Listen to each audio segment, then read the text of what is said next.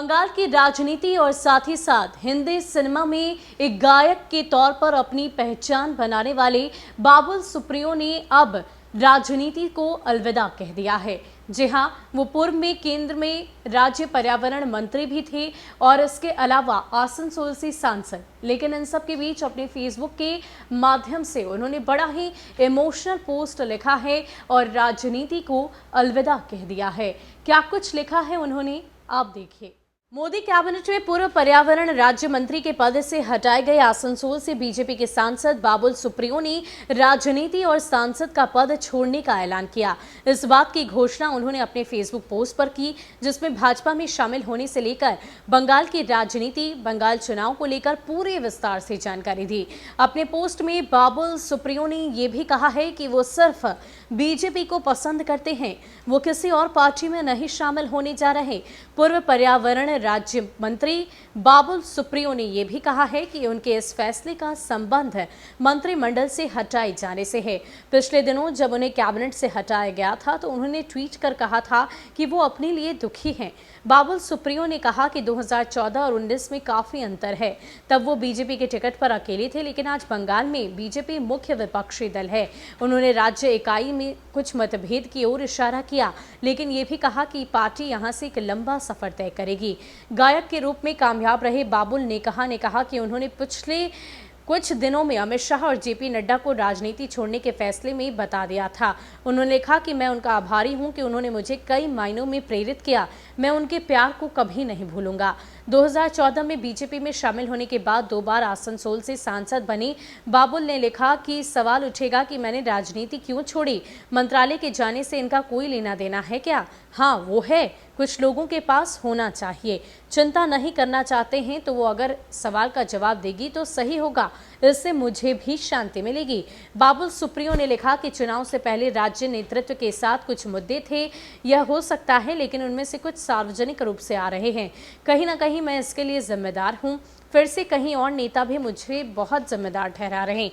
हालांकि मैं नहीं जानता या चाहता कि कौन जिम्मेदार है, लेकिन पार्टी की असहमति और वरिष्ठ नेताओं की असहमति से नुकसान हो रहा था। ग्राउंड जीरो में भी पार्टी कार्यकर्ताओं के हौसलों को किसी भी मदद नहीं मिल रही थी। रॉकेट साइंस ज्ञान की आवश्यकता नहीं, इस समय यह पूरी तरह से अप्रत्याशित है, इसलिए आसनसोल की जनता को अनंत आभार और प्यार देकर दूर जा रहा हूँ। मैं तो जा रहा हूँ, अलविदा। सबकी बातें सुनी, बाप, माँ, पत्नी, बेटी, प्यारे दोस्त सब सुनकर कहता हूँ मैं किसी और पार्टी में नहीं जा रहा। टीएमसी, कांग्रेस, सीपीआईएम कहीं नहीं। पुष्टि कोई मुझे फ़ोन नहीं किया। मैं कहीं भी नहीं जा रहा। मैं एक टीम का खिलाड़ी हूँ, हमेशा एक टीम का समर्थन करूँगा। सिर्फ पार्टी की है BJP West Bengal, that's it. मैं तो जा रहा हूँ। कुछ देर रुके रहे, कुछ मन रखा, कुछ टूट गए, कहीं काम से खुश हो गए, कहीं निराश। तुम मूल्यांकन नहीं करोगे। मेरे मन में उठते सभी सवालों के जवाब देने के बाद कह रहा हूँ। मैं इसे अपने तरीके से कह रहा हूँ। मैं जा रहा हूँ। मैंने पिछले कुछ दिनों में माननीय अमित शाह और माननीय नड्डा जी को राजनीति छोड़ने का संकल्प लिया। इस बारे में उन्हें बताया और मैं उनका आभारी हूँ कि उन्होंने मुझे कई मायनों में प्रेरित किया। मैं प्रार्थना करता हूं कि वे मुझे गलत नहीं समझते हुए मुझे माफ़ कर दें, लेकिन मुझे एक सवाल का जवाब देना होगा क्योंकि यह सही है। सवाल उठेगा कि मैंने राजनीति क्यों छोड़ी। स्टैंडर्ड चार्टर्ड बैंक की नौकरी छोड़कर मुंबई जाते समय 1992 में भी यही किया था, आज वही किया। मैं तो जा रहा हूँ। हाँ, कुछ शब्द रह गए हैं, शायद कभी कहेंगे। आज मैं वहाँ नहीं हूँ, यह कह रहा हूँ।